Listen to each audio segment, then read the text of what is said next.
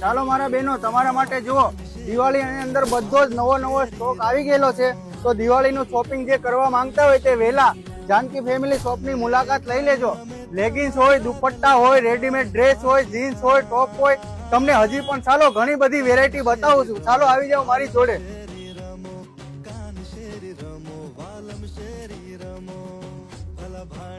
જો આ બધો જ તમે દિવાળી માટેનો નવો સ્ટોક જોઈ શકો છો.